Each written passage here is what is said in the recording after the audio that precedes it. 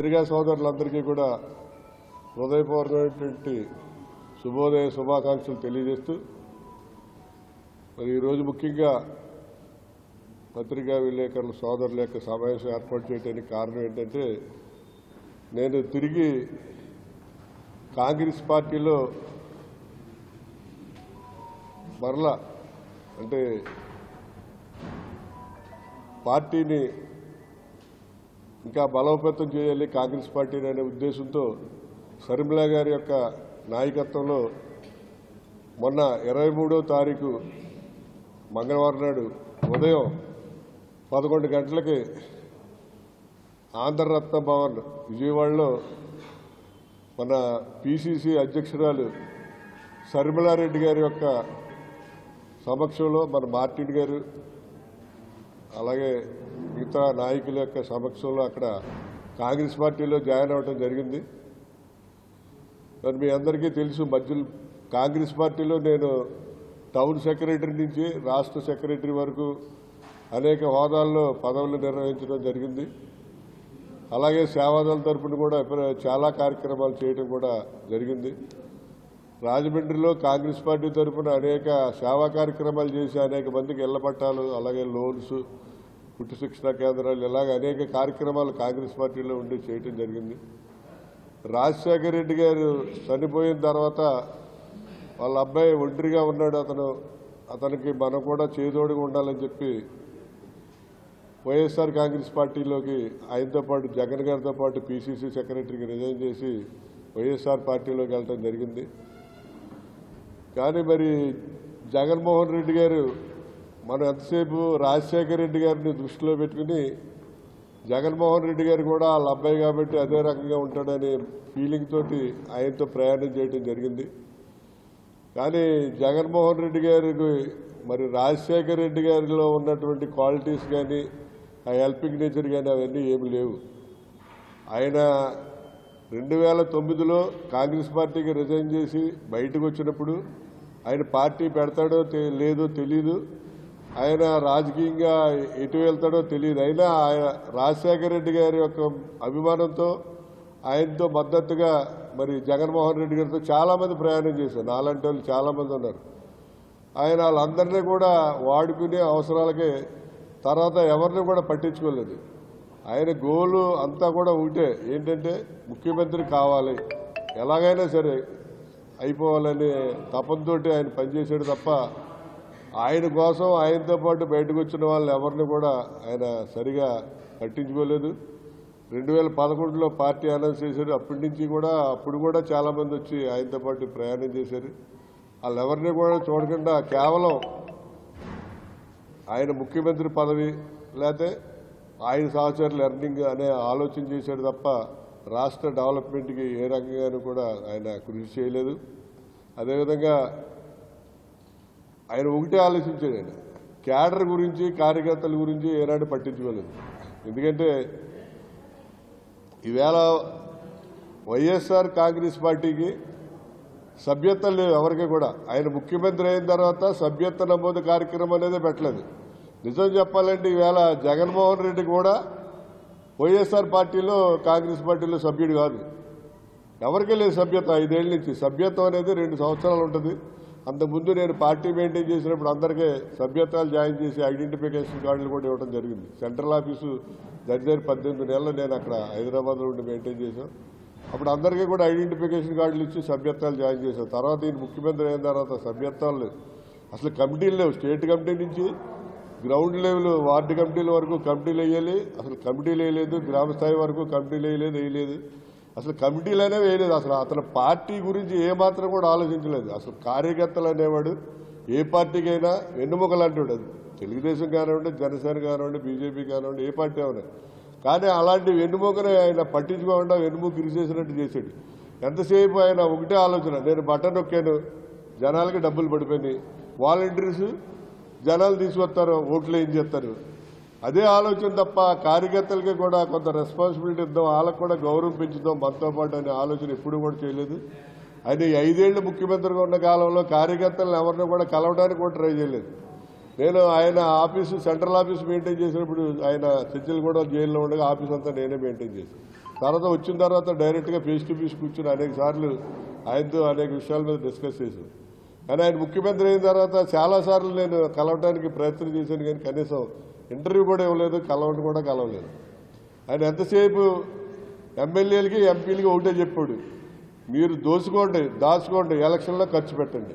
వాలంటీర్లు నేను బటన్ నొక్కుతున్నాను, ప్రజలకు డబ్బులు పడతాయి, వాలంటీర్లు వాళ్ళు తీసుకొచ్చి ఓటేస్తారు. అదే చెప్పుడు, అదే ఆలోచన తప్ప ఈ రాష్ట్రం ఏమవుతుంది, ఈ రాష్ట్రాన్ని ఎలా డెవలప్ చేయాలి ఏంటి అనే ఆలోచన ఎప్పుడూ చేయలేదు.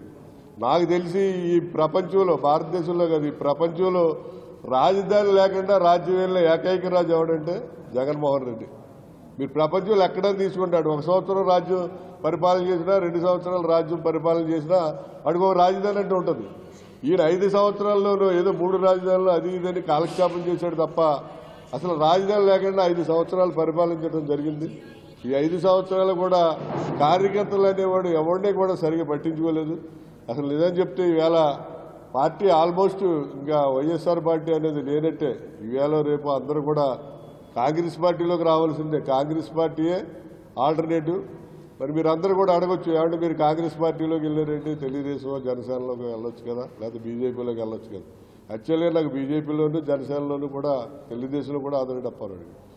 ఆఫర్లు వచ్చినప్పటికీ కూడా నేను ప్రిఫర్ చేయలేదు. ఎందుకంటే ఇవాళ తెలుగుదేశం అంటే కమ్మవారి పార్టీ, జనసేన అంటే కాపుల పార్టీ, బీజేపీ అంటే హిందూ పార్టీ. ఈ కాంగ్రెస్ పార్టీ ఒకటే అన్ని మతాలకి, అన్ని కులాలకి, అందరికీ సంబంధించిన ఏకైక పార్టీ ఈ భారతదేశంలో ఏదంటే కాంగ్రెస్ పార్టీ. ఎందుకంటే మనం అందరం కూడా ఐక్యంగా ఉండి ఇక్కడ ముస్లిమ్స్కి సమాన హక్కులు ఉంటాయి, క్రిస్టియన్స్కి సమాన హక్కులు, సమాన గౌరవం ఉంటుంది, హిందువులకు కూడా సమాన హక్కులు, సమాన గౌరవం ఉంటుంది. అలాగే అన్ని కులాల వారికి కూడా ఇక్కడ సమానమైనటువంటి ఇది ఇక్కడ ఉంటుంది. కానీ మీరు మిగతా పార్టీలు చూసుకున్నట్లయితే అది ఒక కులానికి సంబంధించిన పార్టీయో, ఒక మతానికి సంబంధించిన పార్టీలో కానీ మొత్తం అందరికీ సంబంధించిన పార్టీ కాదు. ఒక్క కాంగ్రెస్ పార్టీ మాత్రమే అందరికీ సంబంధించి అందరికీ కూడా అనుకూలంగా ఉండే పార్టీ. ఇలాంటి పార్టీయే అధికారంలో ఉంటే రేపు ప్రజలకు కూడా అందరికీ కూడా ఈ సోషలిజం అనేది అందరికీ ఉండి అందరూ కూడా ఈక్వల్గా భారతదేశంలో హ్యాపీగా బతకగలుగుతారు. ఆ ఉద్దేశంతో ఇక్కడ నేను కాంగ్రెస్ పార్టీలో జాయిన్ అవ్వడం జరిగింది. ఈ కాంగ్రెస్ పార్టీ డెఫినెట్గా మరి రాబో రోజుల్లో కాంగ్రెస్ పార్టీ డెఫినెట్గా కేంద్రంలోనూ రాష్ట్రంలోనూ కూడా అధికారంలో వస్తుంది. ఎందుకంటే రాజశేఖర రెడ్డి గారు ఒకటే చెప్పాడు చాలాసార్లు, నా దగ్గర కూడా అన్నాడు, ఏంటంటే రాహుల్ గాంధీ ప్రధాని చేయాలి మనం అందరం కలిసి అని. డెఫినెట్గా నెక్స్ట్ టైం రాహుల్ గాంధీ ప్రధానమంత్రి అవుతాడు. అలాగే ఈ స్టేట్లో కూడా మరి వైఎస్ షర్మిలారెడ్డి గారు ఆమె డెఫినెట్గా ఆవిడ కూడా మరి ముఖ్యమంత్రి అయ్యే అవకాశాలు ఎక్కువగా ఉన్నాయి. ఈవేళ మరి నేను ప్రజలు మరి జగన్మోహన్ రెడ్డి గారిని ఇంత ఘోరంగా అంటే ప్రత్యేక ఇతనికి ప్రతిపక్ష హోదా లేకుండా కూడా చేయడానికి మెయిన్ కారణం ఏంటంటే ఆయన ఎమ్మెల్యేలకి ఎంపీలకి ఇచ్చిన స్లోగన్ ఏంటంటే మీరు దోచుకోండి, దాచుకోండి. నేను ఈ మీటింగ్ సందర్భంగా పత్రికాముఖంగా జగన్మోహన్ రెడ్డి గారికి ఛాలెంజ్ చేస్తున్నాను. ఈవేళ సిఐడి ఎంక్వైరీ పెట్టండి. మీ ప్రభుత్వ హయాంలో నెగ్గిన 151 మందికి వాళ్ళ ఎమ్మెల్యే కాకముందు, మీ ప్రభుత్వ అధికారంలోకి వచ్చినప్పుడు ఎమ్మెల్యే కాకముందు వాళ్ళ ఆస్తి ఎంత, వాళ్ళు ఎమ్మెల్యే అయిన తర్వాత మొన్న ఎలక్షన్ టైంకి వాళ్ళ ఆస్తులు ఎంత. ఎవరికన్నా అంతకు ముందు ఆస్తి కంటే ఇప్పుడు ఈ ఎలక్షన్ టైంకి, ఇప్పుడు మొన్న జరిగిన ఎలక్షన్లో ఓడిపోయిన ఈ ఎలక్షన్ టైంకి తక్కువ ఆస్తి ఉందంటే నా ఆస్తి అంతా కూడా నేను జీవకారుణ సంఘం రాసిచ్చేస్తాను. ప్రతి ఓడు దోపిడీ అండి. ఇసుక దోపిడీ, సారా దోపిడీ, నల్లబట్టి దోపిడీ, ఎర్రబట్టి దోపిడీ, అది ఇదని కాదు, అన్నీ దోపిడీ. మానవ వనరుల ఇక్కడ సహజ వనరులన్నీ కూడా దోపిడీ చేసి ఎవడికి దొరికిన కాడ ఆడ దోచారు.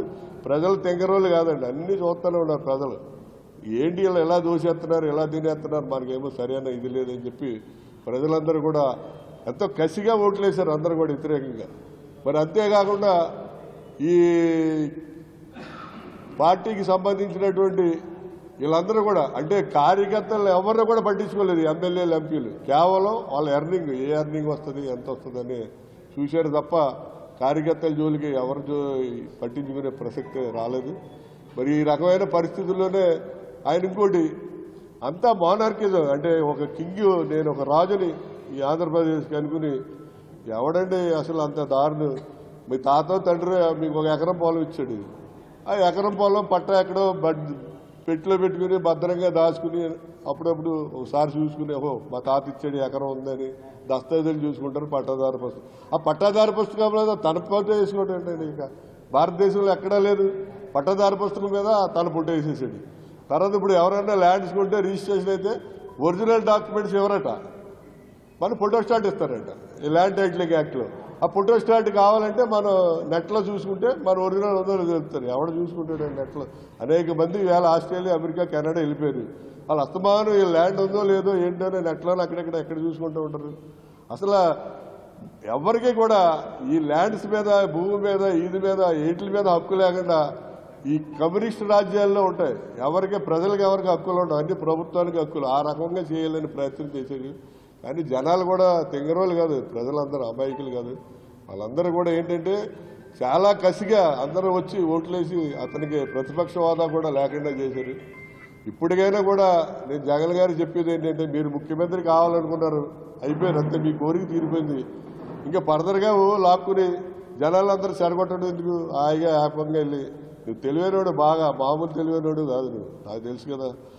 ఇండస్ట్రియల్గా రాష్ట్రాన్ని డెవలప్ చేయడానికి ఆ లైన్లో వెళ్ళి, కానీ ఈ లైన్లో మళ్ళీ పొలిటికల్గా వచ్చి రాష్ట్రాన్ని పాడు చేసే పరిస్థితి తీసుకురావద్దని చెప్పి మరి జగన్మోహన్ రెడ్డి గారిని కోరుతున్నాం. అలాగే ఇంకా భవిష్యత్తులో కూడా వైఎస్ఆర్ పార్టీ కూడా ఉండదని నాకు తెలిసి. ఎందుకంటే జగన్ గారికి 32 కేసుల్లో ఎన్ఫోర్స్మెంట్ డైరెక్టరేట్ నుంచి బెయిల్ తెచ్చుకుని ఉన్నాడు ఆయన. నరేంద్ర మోడీ గారికి ఏ రోజు కోపం వచ్చినా ఒక రోజులో బెయిల్ రద్దు చేస్తాడు. 32లో రద్దు అక్కర్లేదండి, ఒక దాంట్లో రద్దు అయితే చాలు.